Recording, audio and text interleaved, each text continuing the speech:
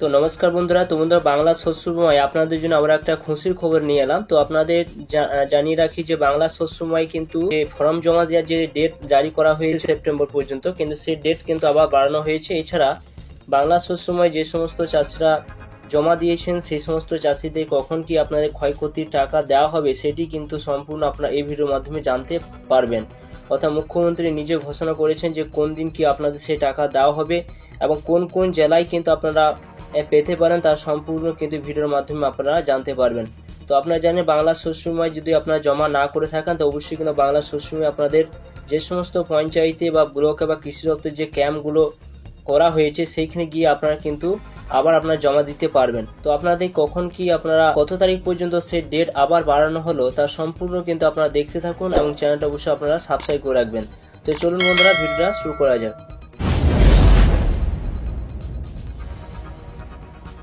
এখানে যেটা বলা হয়েছে কৃষকদের জন্য বড় সুখবর, সরকারি বীমার সুবিধা পাবেন কারা, আবেদন শেষ তারিখ কবে, সময় আরো বাড়ানো হলো, জানুন সঠিক নিয়ম। অর্থাৎ আপনারা জানেন যে রাজ্য সরকার চলতি খরিফ মৌসুমে রাজ্য কৃষকদের সুরক্ষায় ধান ভুট্টাকে বাংলা শস্য বীমা প্রকল্পে আওতায় এনে বীমা করার দিনক্ষণ ঘোষণা করেছে রাজ্য সরকার।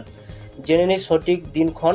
তো আপনারা যে মুখ্যমন্ত্রী কিন্তু নিজে আজ ঘোষণা করেছে যে বাংলা শস্য বীমার টাকা আপনারা কবে কি পাবেন এবং আপনাদের বাংলা শস্য বীমা ফর্ম জমা দেওয়া শেষ তারিখ কবে, কত তারিখ পর্যন্ত আবার বাড়ানো হলো তার সম্পূর্ণ কিন্তু মুখ্যমন্ত্রী নিজে ঘোষণা করেছেন, সেটি আপনারা এই ভিডিওর মাধ্যমে জানতে পারবেন।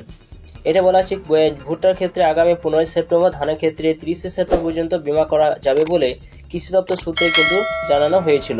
এছাড়া প্রাকৃতিক কারণে যে সমস্ত জায়গায় ধান এবং বিভিন্ন ফসলের যে ক্ষতি হয়েছে সেই সমস্ত জায়গায় কিন্তু ক্ষতিপূরণ দেবে বলে কিন্তু আশ্বাসও দিয়েছে মাননীয় মুখ্যমন্ত্রী।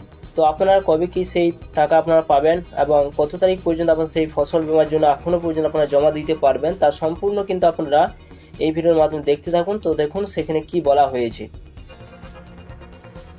সব ডিএমদের এবং যারা আমাদের পাবলিক রিপ্রেজেন্টেটিভ আছে, জেলা পরিষদ আছে, পঞ্চায়েত সমিতি আছে, কর্পোরেশন আছে, সবাইকে অ্যালার্ট করা হলো। 6 লক্ষ কিউসেক ছেড়েছে কৌশি নদীর জল।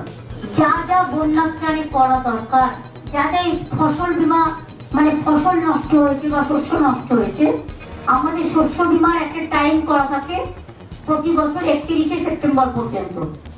কিন্তু যেহেতু লাস্ট উইক অফ সেপ্টেম্বর এই বন্যাটা আসছে তাই ওটা আমরা এক্সটেনশন করে দিয়েছি এবছরের জন্য 31 অক্টোবর পর্যন্ত। বৃষ্টি যেই থেমে যাবে শস্য বীমার আন্ডারে টাকাটা total government of West Bengal দেয়। চাষিদের 1 পয়সাও দিতে হয় না, তারা চিন্তা করবেন না।